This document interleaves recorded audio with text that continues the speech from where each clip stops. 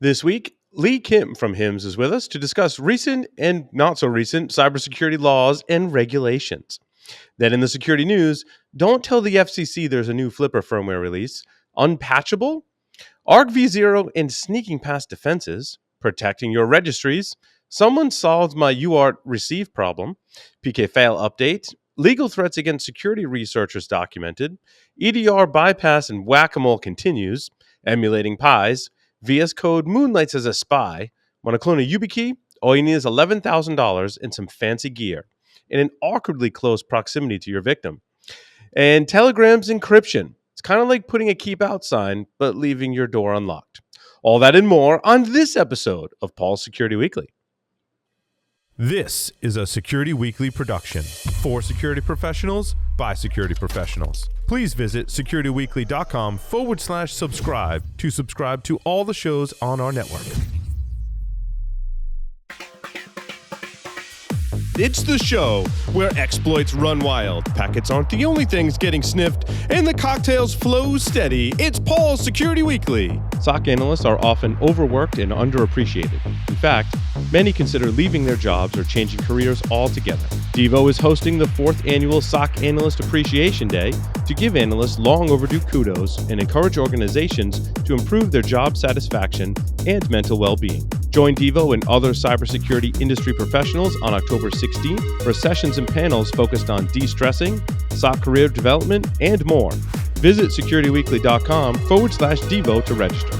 Breachlock is a global leader in continuous attack surface discovery and penetration testing. Since Breachlock was founded, they are adding over 50 new customers every month. They have discovered over 1 million reported vulnerabilities and performed more than 20,000 pen testing engagements, including pen tests for over 15,000 web applications, 8,000 mobile apps, more than 100,000 APIs, over 10,000 cloud security audits, and over 200,000 network endpoints. They test your entire attack surface and help you mitigate your next cyber breach before it occurs. Know your risk. Contact Breachlock today. Visit securityweekly.com/breachlock. Quick question. Do your end users always, and I mean always, without exception, work on company-owned devices and IT-approved apps? I didn't think so. So my next question is, how do you keep your company's data safe when it's sitting on all those unmanaged apps and devices? 1Password has an answer to this question: Extended Access Management. 1Password Extended Access Management helps you secure every sign-in for every app on every device because it solves the problems traditional IAM and MDM can't touch. Check it out at securityweekly.com/1Password. Coming to you from Purgatory Studios in semi-high definition, compliments of Darth Vader himself, this is Paul's Security Weekly, episode number 842, being recorded on Wednesday, September 11th, 2024. Miss Mandy Logan is here with us. Mandy, welcome. Why, thank you, Paul. And your summary on Telegram actually made me laugh. Yeah, you know what? ChatGPT helped me create that. I used ChatGPT to help me create some of the notes, and I kind of cherry picked. I like that one too. So I like that. And then Yeah. next, I'm just excited that Lee is here. I can't wait to talk to her yeah. more. So I'm just It's going to be thrilled. so awesome. Yeah. So we're going to be talking about some recent and maybe not so recent cybersecurity laws and regulations. Lee Kim is a senior principal cybersecurity and privacy officer from HIMS. She is an attorney in cybersecurity and data privacy subject matter expert. Lee's cybersecurity expertise includes healthcare and other critical infrastructure fields. She serves as the U.S. Department of Homeland Security Analytic Exchange Program. She's a director of InfraGard Northern Capital Region, vice chair of the policy committee at the American Bar Association Health Law Section, and national visiting committee member of the National Cybersecurity Training and Education Center. Lee, thank you for joining us today. It's wonderful to have you. Hey, thanks, Paul. Excited to be here. Yeah. Lee, I want to ask you how you got your start. Like, how did you get interested in cybersecurity, right? Like, did the legal aspect come first and then cybersecurity, or vice versa? Well, my foray into cybersecurity started after I finished up with college and grad school, and I was stuck looking for a job. I applied for 50 technical IT jobs and 50 chemistry jobs, and IT came knocking. So that's when I worked essentially in a major hospital system doing support for their networks, databases, systems, all that in terms of ensuring that doctors can read things like radiology films and all that exciting stuff. Hmm. And I got tired of being yelled at by the docs. So I My wife escaped. works in healthcare and medical imaging, so I know exactly what you're talking about. I bet she would understand. Yes. I need not say more. So you started in technology, and then you decided to go get a law degree. Is that how it happened? Yeah, I wanted to strive for more of a managerial kind of perspective. So I thought, hey, if I rolled everything in terms of science, technology, I have a bit of a programming background and, all that kind of stuff. And plus, I have intellectual property under my wing, being a patent attorney. Hmm. I thought that would be kind of cool to advise clients on the policy, technical contracts perspective.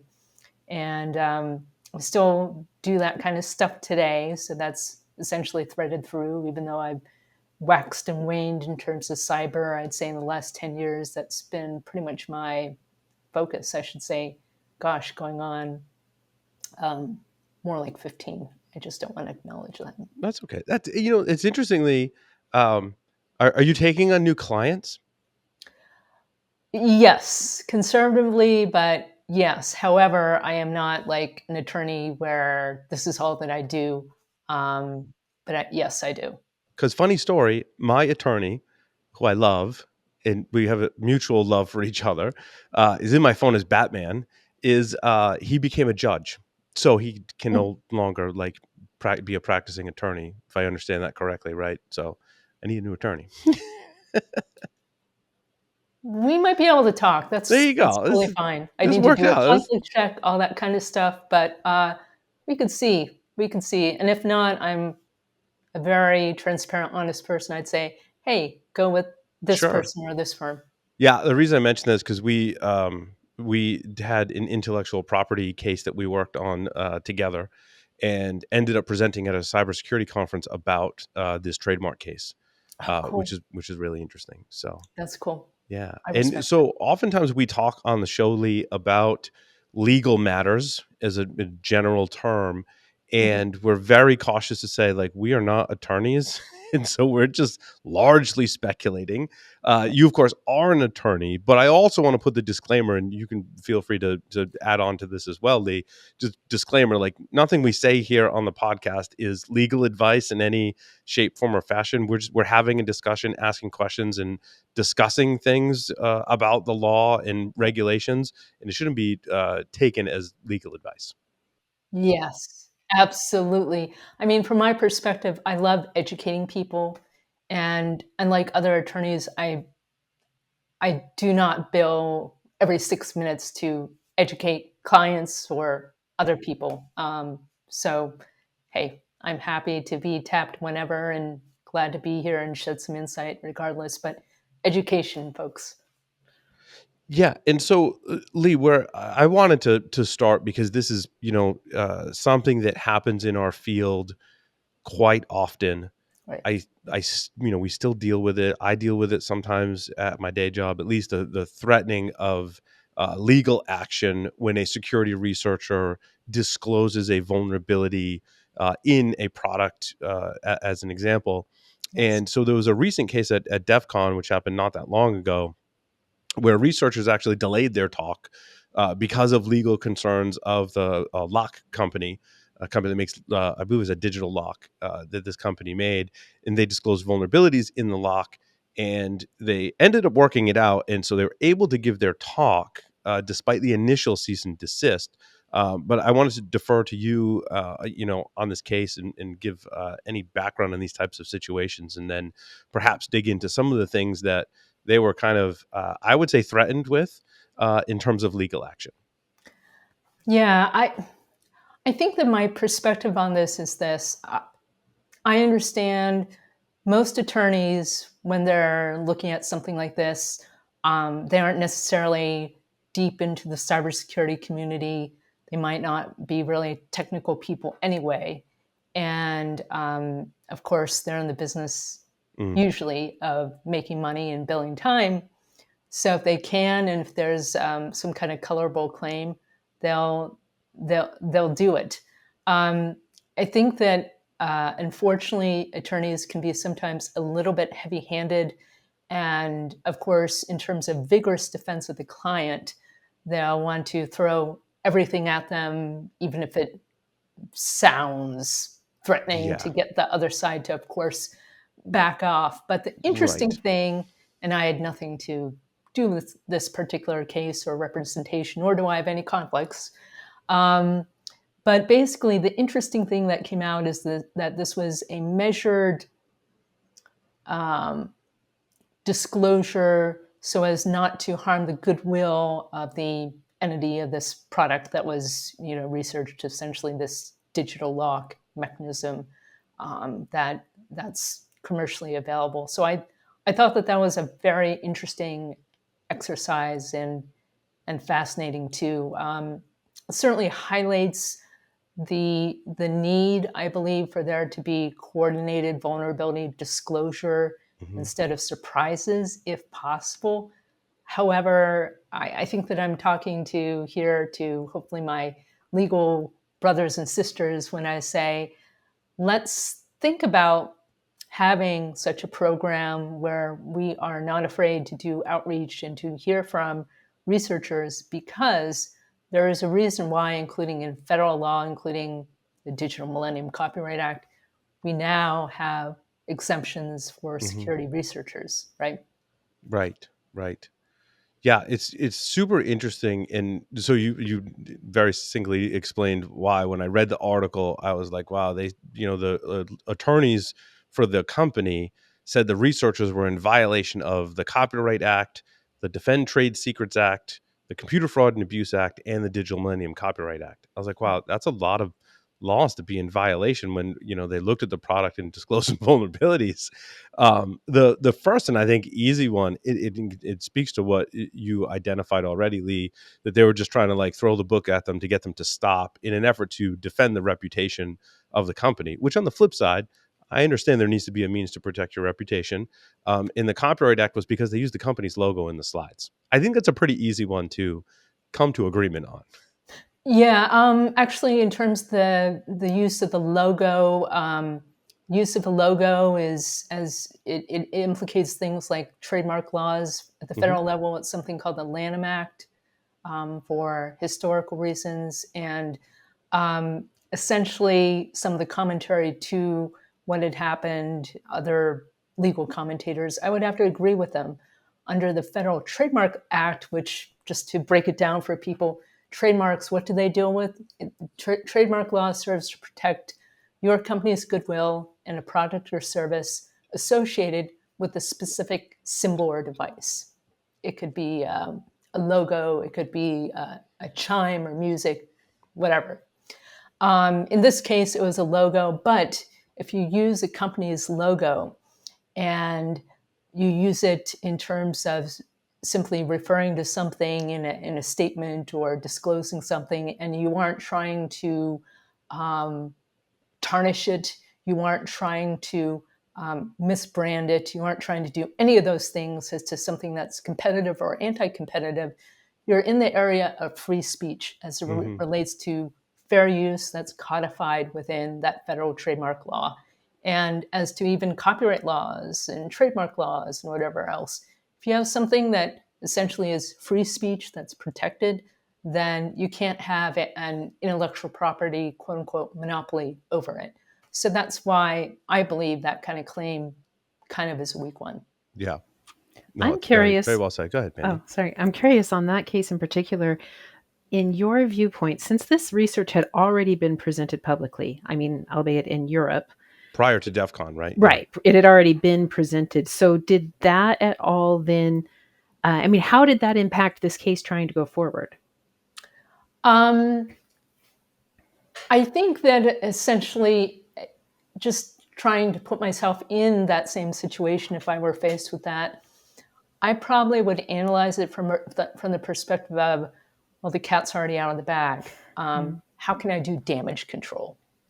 So it's likely that legal counsel got together with marketing, chief brand officer, et cetera, and to say, okay, how can we posture ourselves so that it doesn't affect future sales, et cetera, and so that we are viewed as good guys trying to promote something responsible, and yes, we'll do things so that our product is essentially faster, stronger, better, given the findings, and thank people instead of having egg on our face, because after all, it is a security product, and you otherwise might potentially face the ire of the security community, and that's probably something that decided was a bad idea.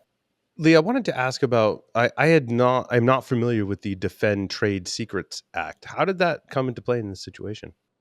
Sure. So, Defend Trade Secrets Act is a federal law that, under the Obama administration, that was essentially um, passed by Congress and signed into law by Obama during his term. And what that did is, while we have state laws as to trademark protection and actually enforcement, let's say someone steals your quote unquote trade secret, there was no federal mechanism to invoke essentially federal action within federal court, which oftentimes leads to bigger settlements, which leads to bigger, more costlier litigation. And actually, under the Defend Trade Secrets Act, there are both civil and criminal um, consequences to trade secret misappropriation. And it's more or less the same mechanical components at the state level as it is the federal level, in that, number one, you first have to have a trade secret. So you might say, what in the heck is a trade secret? Well, as an IP lawyer, let me just break it down in simple terms. And once upon a time, I updated a treatise on California trade secrets, but it's fairly uniform. Number one, you need to have information that no one knows about, that really isn't readily discernible, that hasn't been publicly disclosed, that's not in the public domain, etc., that gives you the competitive edge, that has competitive value both to yourself as the owner of the trade secret and also to your competitor, because that's the reason why you have it and it gives you a leg up, etc., etc. And states have different variations on that, but the sum and substance of a trade secret is that there must be some kind of value secret, and that you actually keep that information secret. That essentially is something that's of value both to you and a competitor. So once you establish that, and the second line is, has there been essentially a stealing or misappropriation of that trade secret? If the answer is yes, as in you didn't license this or give this away, et cetera, then you can at least claim, at least legally, that it Hmm. was misappropriated. Of course, as with any law, you need to satisfy specific requirements of what the law requires, A, B, C, and D, as we all know. But notwithstanding that, given that you do have a case or a colorable claim, they likely would press it as they did in this event. And I would uh, venture to guess that it was because they reverse engineered the lock and showed people like how it worked on the inside that kind of triggered the Defend Trade Secrets Act. Yeah, I mean, it's separate and apart from reverse engineering in terms of, it's not that reverse engineering itself is something that's automatically a misappropriation, but you can say it's a way that they perhaps got access to what this company viewed as their secret sauce that allegedly, and I'm Hmm. not saying in one way or Yeah, another, sure. they kept confidential, hence a secret. So if that's the case, then their argument, legally at least, is that the trade secret was indeed misappropriated, and we have a claim to potentially take you to federal court because that federal law raises a federal question. Yeah, that's interesting. I've never seen that applied to security research like this. It's really fascinating. Really? I kind of thought that the trade secret thing may have been used more. I feel like almost that within cybersecurity and certainly Mm. within technology, it would be used more than perhaps other industries. I've actually seen a lot of companies that nowadays, in addition to in the world, companies making physical goods, marketing services, all that other stuff. Um, a lot of companies claim at least that their proprietary information rises to the level of a trade secret. So I'm with you guys. I think that there are a lot of things which companies um, consider to be trade secrets. Now, are they in terms of was it truly kept secret? Did you have an ironclad NDA each time? Did you enforce it? Did you track where it was going? Look, I could go on and on about it, but there is a burden of proof essentially. But that ties into the Digital Millennium Copyright Act, which you mentioned. There are provisions in there that allow security researchers to reverse engineer things. Could you expand upon that? Yeah, absolutely. So the US Copyright Office, the registrar, had promulgated certain exemptions to the Digital Millennium Copyright Act, including the fact that security researchers, let's say that they're doing research on things that are encrypted and they want to reverse engineer it and such.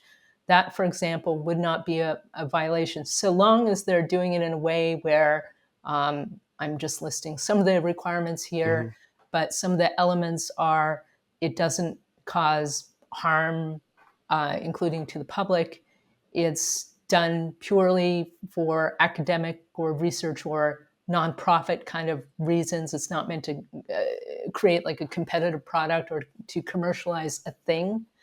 Um, so things like that were in response to the security community essentially having hearings and talking to people at the Copyright Office and maybe even with the US Patent and Trademark Office, which does have input to the Copyright Office to invoke essentially what is legislative, or I should say regulatory change as a result of those um, that kind of exemption.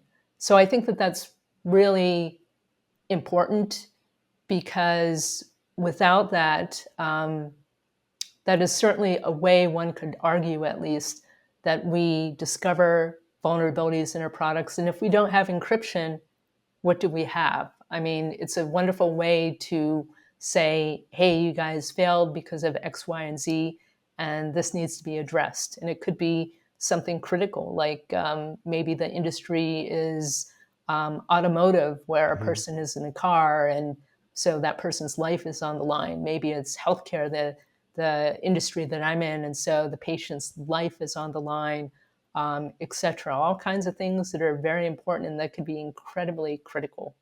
Does that tie into the right to repair? Was that what they called it?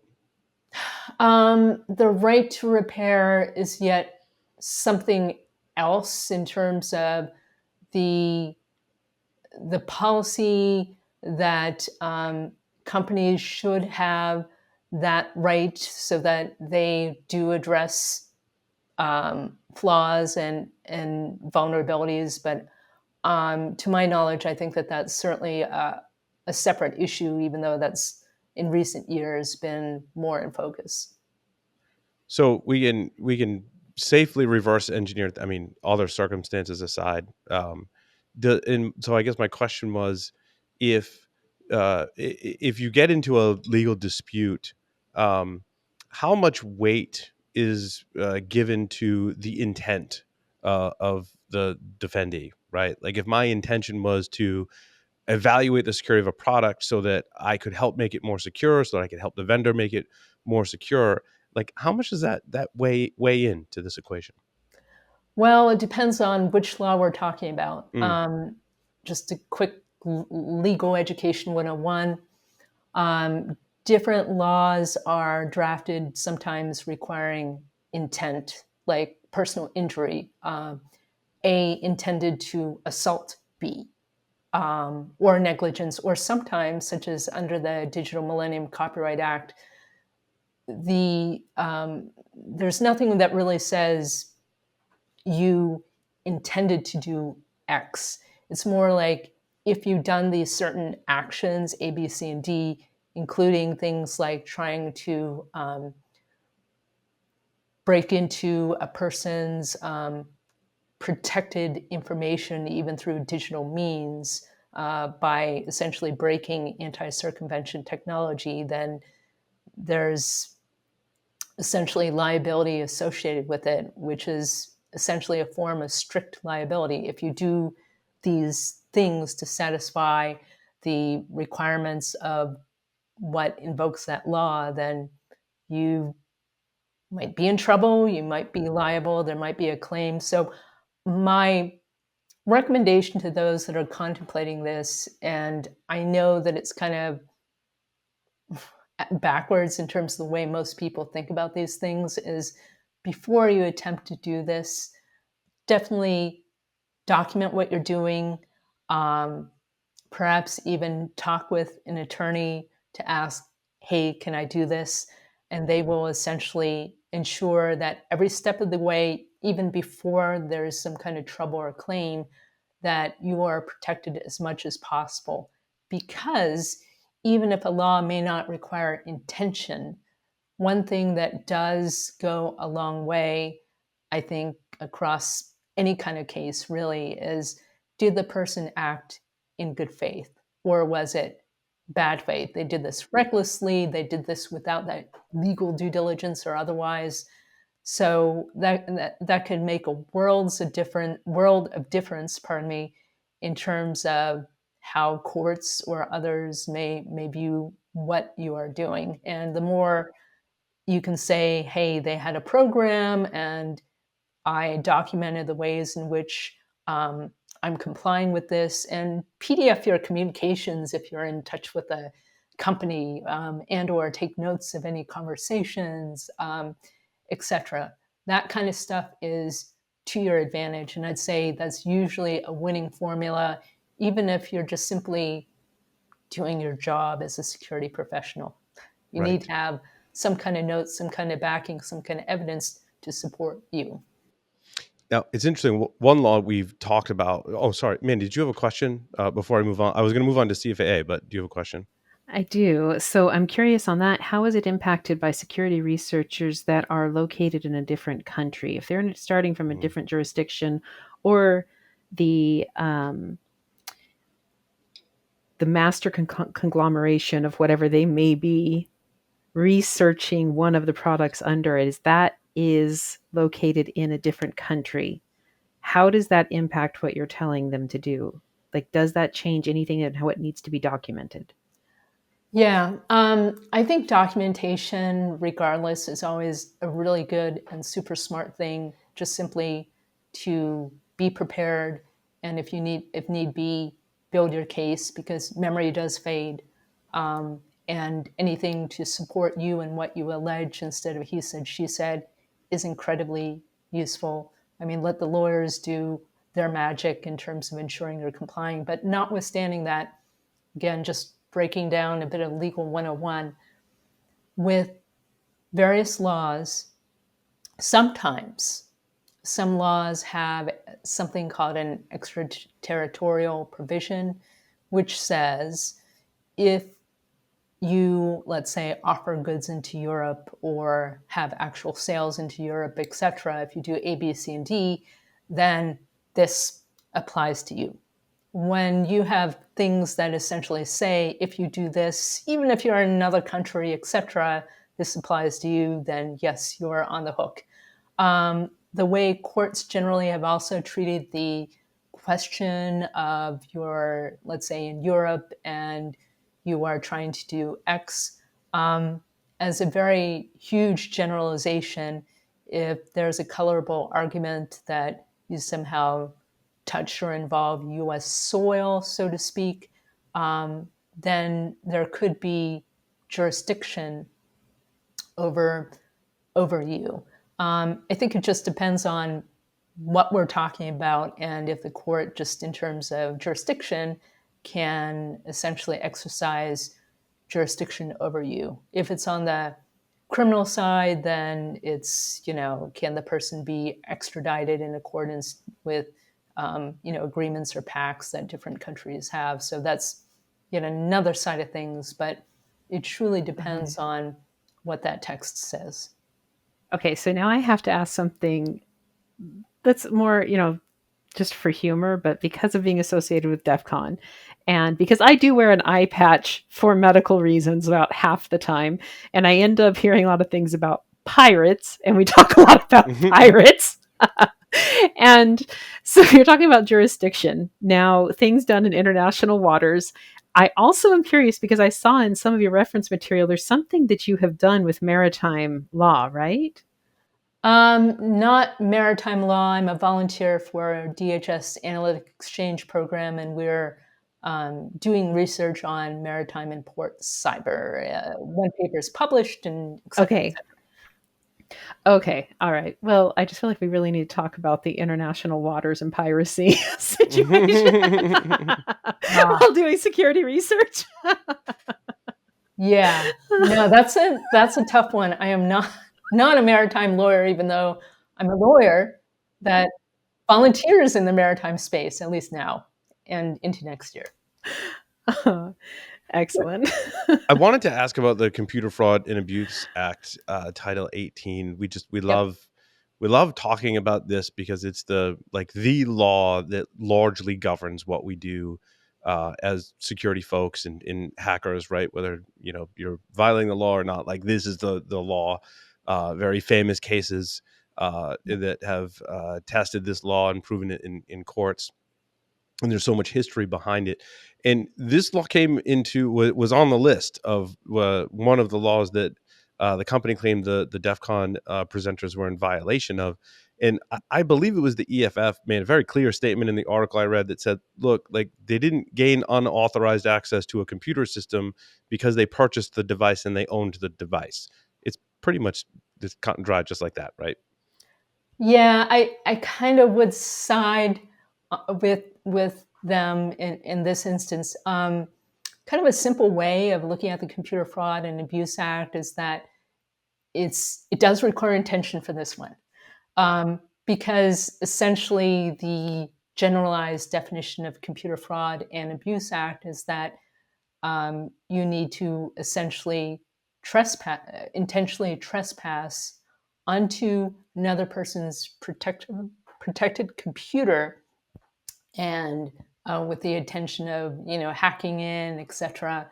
All those things that fall within the ambit of Computer Fraud and Abuse Act. And just as a FYI for people listening out there, again, a little bit of legal ed, but Title 18, 18 of the United States Code relates to any and all federal crimes. So that's the context there. But let's break it down just a little bit. In terms of trespass, what are you trespassing? I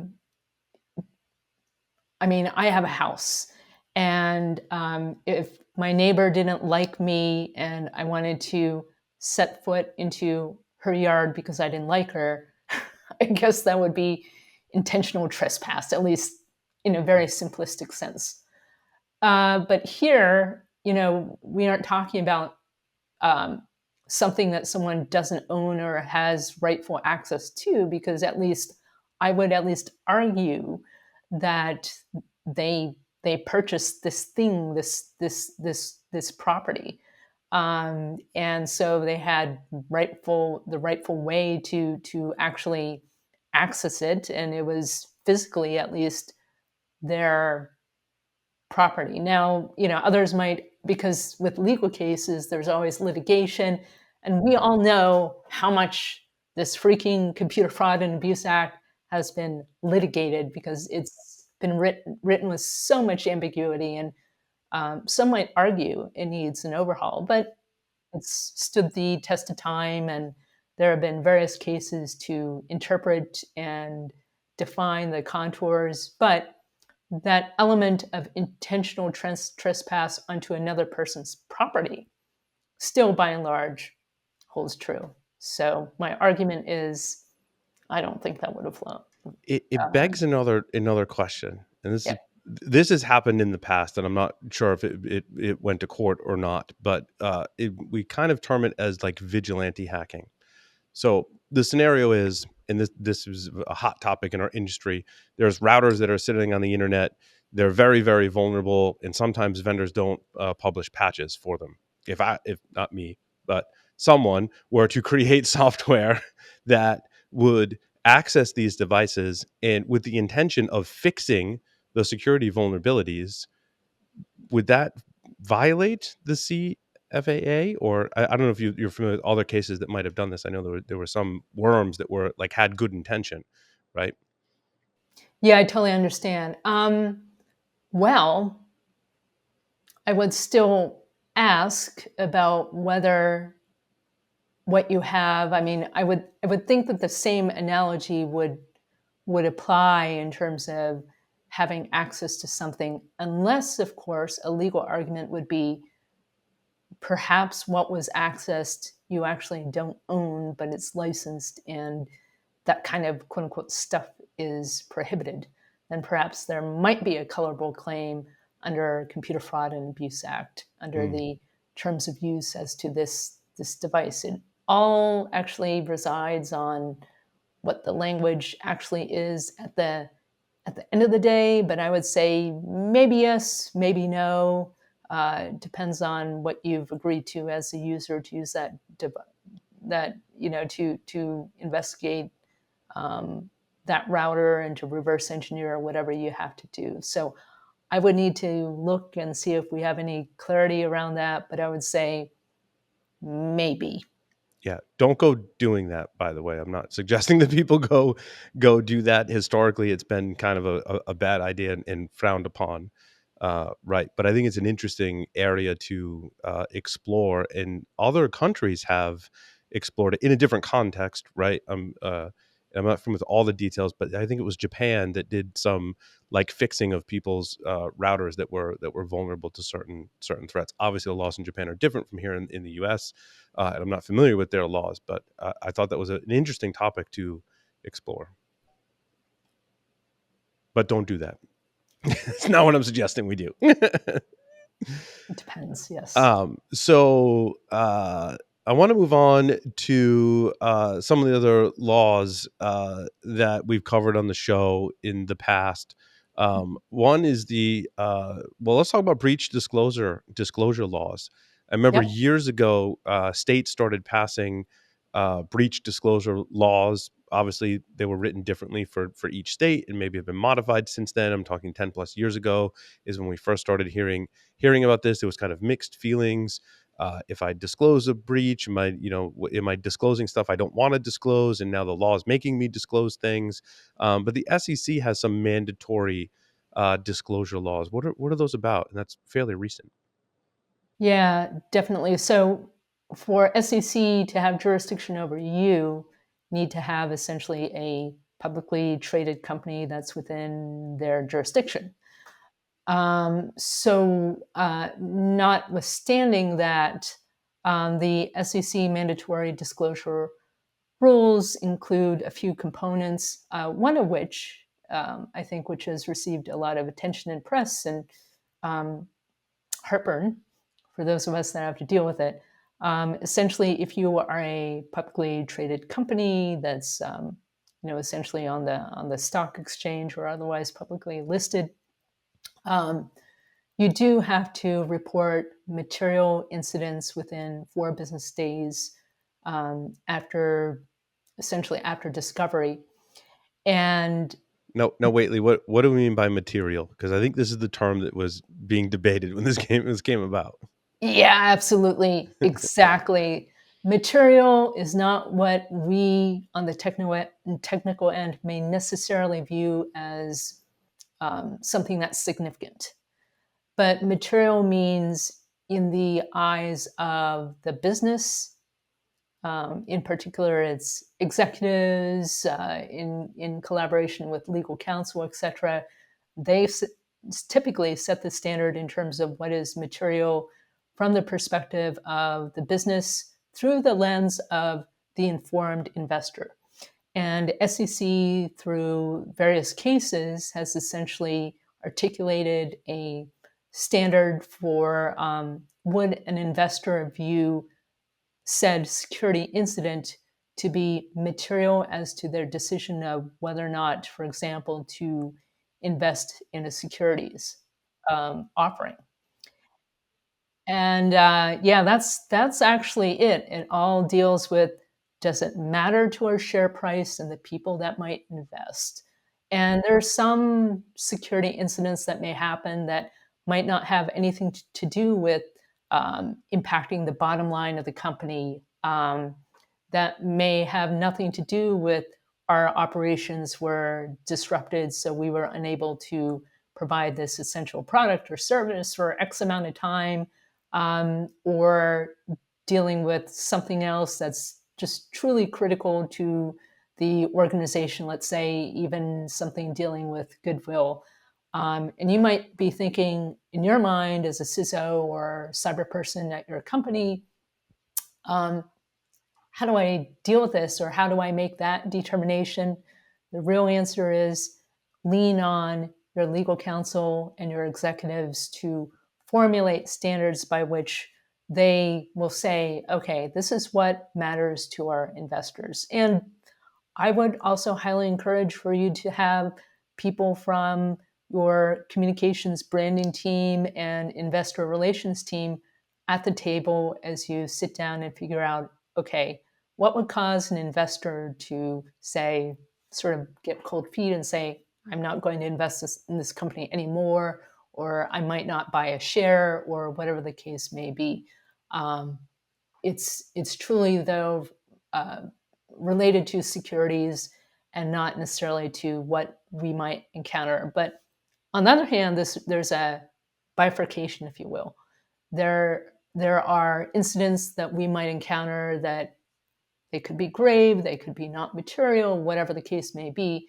But if they don't fit within the criteria that your organization is set to be material, then you can triage and you can contain, eradicate, respond, etc., without needing to clear this by legal counsel or others, unless, of course, your executive leadership team says, you know what, it's a good idea to disclose this just to err on the side of caution. And why not? It might add to our goodwill and it might add to our transparency, etc. That's kind of a decision, though, for definitely your executive team and legal folks. It's interesting. It begs a question, and I think of CrowdStrike, and it doesn't have to be a breach, right? I'm sure there was material. They determined it was material impact, and I'm not knocking CrowdStrike, right? If you think you write software correctly all the time, you're mistaken. We all live in glass houses, but that was certainly had material impact, right? And but my question is for U.S. federal agencies, they are enforcing criminal law as well as like fines within their industry. Like I'm thinking like the FTC and folks like that. Like, do they have like a dual role? Because the SEC can file criminal charges, or you just might have to pay fines. That's not necessarily a criminal charge. Is that true? Well, under SEC, there's certainly fraud, and fraud, of course, can slash is a crime. Um, there could be civil actions, there could be criminal actions, but essentially lying about things, being deceitful to the level that it rises to the level of fraud, that's certainly a possibility. We also know, of course, that, not that I'm recommending that anyone do this, but insider trading, of course, can be criminal too, and various other things that um, might be at least alleged or claimed. And I think we'll also learn more things as time goes on, as the courts have perhaps more jurisdiction or authority based on what Congress allows them to, hands down as law. The courts think that there's an ambiguity, and or there are rules and things that need complied with and consequences as a result.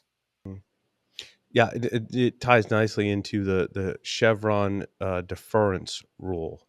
What Yep. is what in this? And I think it ties into what we're talking about, right? How does this impact our companies today, in particularly cybersecurity? Yeah, absolutely. So the nitty gritty with the Chevron deference rule is essentially this. Back in the 80s, there was a case involving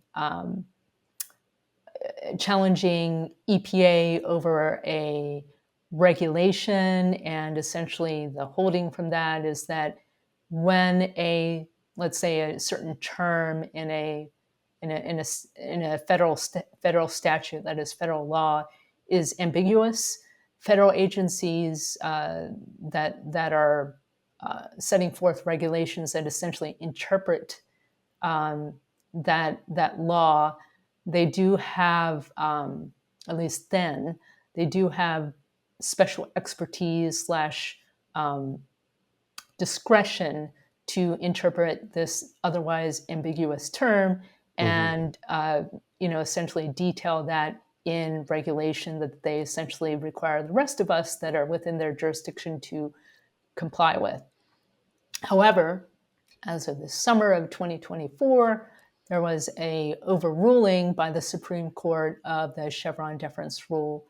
And what that means now, and something that I've personally wondered about for the past 15 years or so, just sort of melding my private practice days with firms and also just from the cyber side, I've oftentimes wondered when the tipping point will be that we'll see a flood of litigation where agencies are challenged in terms of their authority. Mm-hmm. Um, And that was the change, right? That prior to this, it yes. was, if it was the EPA, I had to take it up with the EPA. After this change in the summer, now I can pursue action in federal courts. Yeah, essentially, if there's an ambiguity in, let's say, the federal statute, and you disagree with, let's say, a regulation, also called a rule that the agency has, um, and the interpretation of that, you can now challenge it in court. There isn't special difference that the court is making as to the agency's interpretation that could be expressed, for example, in that rule.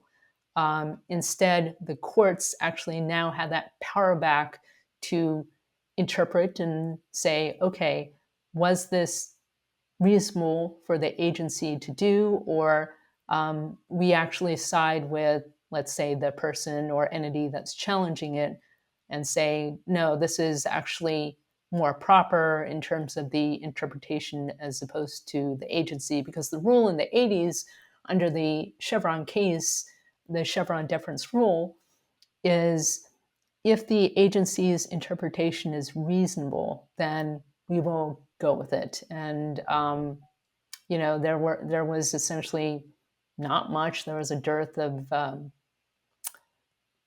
not much in terms of challenges to what agencies are doing, but the House always wins, that kind of thing. I know that sometimes people have that perception when, or if they may have to go up against that agency, but we'll see courts deciding things. But a fallout from that could be that courts may decide a certain interpretation, but they, let's say we're talking about the Seventh Circuit, which is um, Chicago and that kind of area, or Second Circuit, which is New York and that area.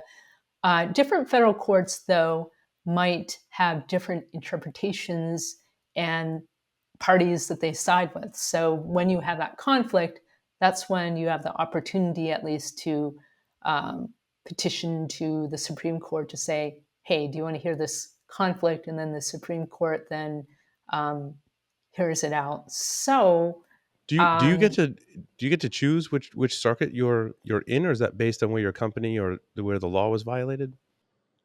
Um, it depends on where the claim was. Um, it's a matter of where your company versus another company is. If, for example, you are in, I'm just going to guess, like Missouri, and the other party is in Ohio, then through something called diversity jurisdiction, you can essentially get into federal court, and that essentially is based on where you are, where that other party is. Mm-hmm. If, however, there's something involving federal law, then you can also sue in federal court. And typically, the venue that people pick is the forum that's convenient to them, where it applies their quote unquote local law, because that's just so much easier to defend and litigate, et cetera, et cetera. But as always, it depends. Jurisdiction can be a complex question, but you Mm. got to see the facts and essentially also where the forum is most convenient to you. So, in removing the Chevron deference rule, then doesn't that mean they're going to put a lot more pressure on lawmakers to go back and rewrite things that were specifically and intentionally written with ambiguity so that they could be easily modifiable in the field based on the trade? I think it depends on what the lobbying groups want to do. But I can tell you, Mandy, that in terms of what the courts have said regarding this ruling, it's true that absent an intent by Congress that's written into federal laws to A, B, C, or D, if that authority isn't necessarily clear as to why this regulation was interpreted, then it could be still an open question that needs to be um, litigated. But I have to say, as with anything else, and having been through the process of helping Congress draft some cyber related legislation, I could say there's hardly, I shouldn't say hardly any, but many, many, many federal laws that are in the books, as well as federal regulations, um, oftentimes do have ambiguity, whether it's because something was never clearly defined or because technology changes and the drafters just simply didn't anticipate a certain Mm. event or situation, et cetera, et cetera. So it all depends, but I highly doubt that we're going to rewrite everything. But I think in this case, money talks. We'll see what the powers that be want to do. Lee, do you foresee this having impacts on the FDA's recent regulations requiring a certain level of cybersecurity for approved medical devices? I know this is an area that you work in, and we've spoken with Josh Corman about this, what I believe is a huge win. I'm sure you do as well, right? Requiring a higher standard of cybersecurity for medical devices. But with the Chevron ruling, they could challenge that in court now, correct? Yeah, I think so. I mean, all that it requires is if there are implementing rules for medical devices, which we have, let's say you have a regulated class 2 or class 3 device under FDA, and if there's a colorable claim that a certain definition or something else in this legislation that was interpreted by the agency, that there's some kind of ambiguity, and let's say the party that wants to litigate or challenge has a different interpretation and wishes to challenge it, then it's essentially an open game. Mm, that's interesting. Um, I want to talk about things that aren't law here in the U.S. for a Okay. moment, and talk about as a kind of our closing little segment here, the EU CRA, the Cyber Resiliency Act. Yep. There's been a lot of discussion about this as it impacts the EU. And I'm uncertain of the status of the law at this time, but a lot of the speculation is, what would similar legislation look like in the US, and how could we have something positive to increase overall cybersecurity, of our goods and services here in the US with similar laws? Yeah, well, when you look at the European Cyber Resiliency Act, it mentions some good things that, from my own individual perspective, would advance the state of cybersecurity, such as what we're dealing with today in the US, which is to say, how many of us would love the fact that there would be security by design from Mm, start to finish all throughout the product's life cycle. I mean, that's wonderful. Testing, conformity assessments to a certain national or even international standard as it relates to whether it's a certain specific type of software or just generally here are the standards that you have to meet. I think that all those things would be a wonderful thing from the cyber perspective. Now, I don't mean to um, disrespect anyone's point of view as it relates to the argument that you're getting in the way of innovation. But I think everyone here will agree that if you rush something to market in the name of profit or otherwise,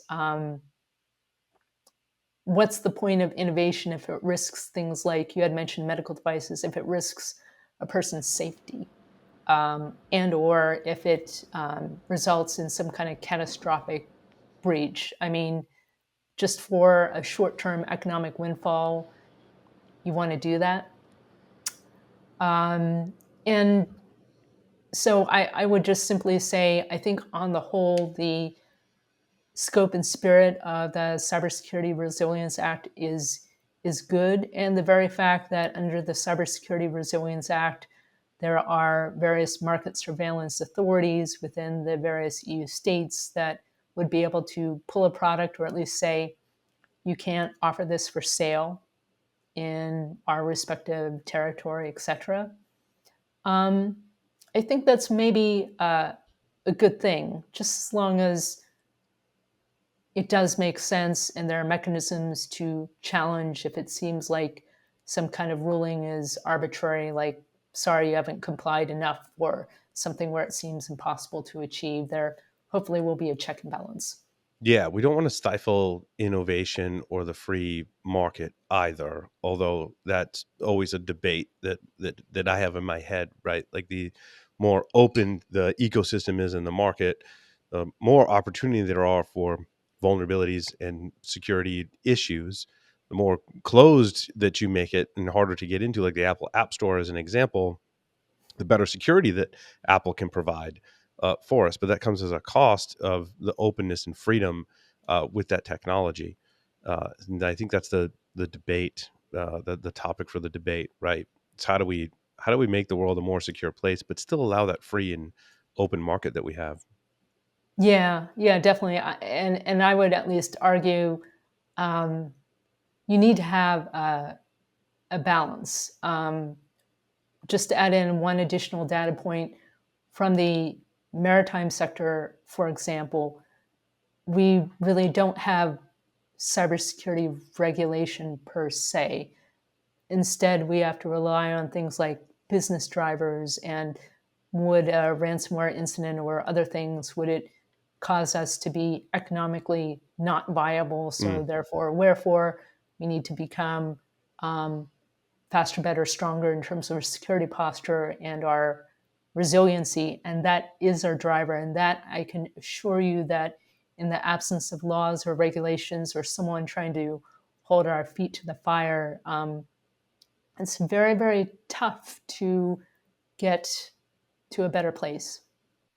There's been a lot of discussion and efforts to improve the security of IoT devices. And the data point I keep coming back to is how are you going to enforce that on all the manufacturers that are largely in other countries such as China that are manufacturing the gear and selling it here in the US? How do you enforce those laws when you're trying to regulate something like electronics that are sold in the millions, hundreds of millions per year to folks here in the US? Yeah, well, I think in the instance of let's say a product is originates from China, etc. I think as far as the way our world is economically intertwined, if for example the Chinese company has a U.S. affiliate, then there's that. But I think also for those that are listening that might be looking at how do we craft legislation or regulation, etc.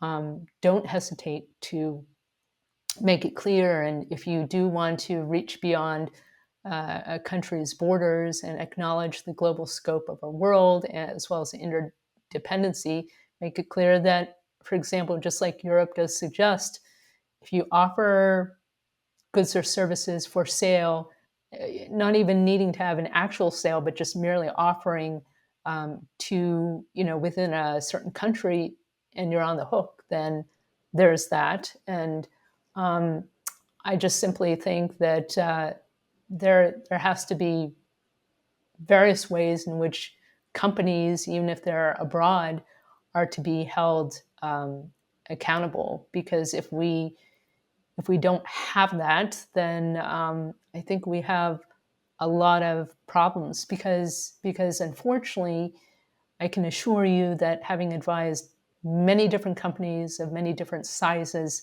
sometimes they just simply want to go with the cheapest product, like the Right. cheapest drone ever, right? I And they love know that shopping on AliExpress, and I don't ever want that to go away. It's just so much fun. exactly. But that's why with certain companies, for example, they'll disallow buying from certain certain, I don't know, aggregators of goods where you can buy things, because there Right. isn't necessarily a restriction from which these places are, from which things are sourced. Yeah, and So to me, it's also a safety issue as well, right? Like I see Temu advertising e-bikes, and like, what if the batteries explode, which happens, and catch fire and stuff? Like, how do we regulate that? It's super hard. yeah, I think even with AI and or physical products or whatever, I think we'll see a rewriting or reinterpretation of what it means for the manufacturer to be liable under product liability, right? Right, Failure to right. warn, or design defect or manufacturing defect, etc. Mm, So there's usually, oftentimes, a legal way. And if there isn't, I just simply would suggest to people, be sure to write into your representative and make your voice known, whether through an association or individually, and try to make very clear your concerns. yeah, that's great advice. Lee, I want to thank you for appearing on Paul's Security Weekly. It was extremely informative. I was hanging on every word. It was just great, great information. So again, thank you for appearing on the show today. Hey, thank you, Paul. With that, we'll take a short break and come back with the security news. Stay tuned.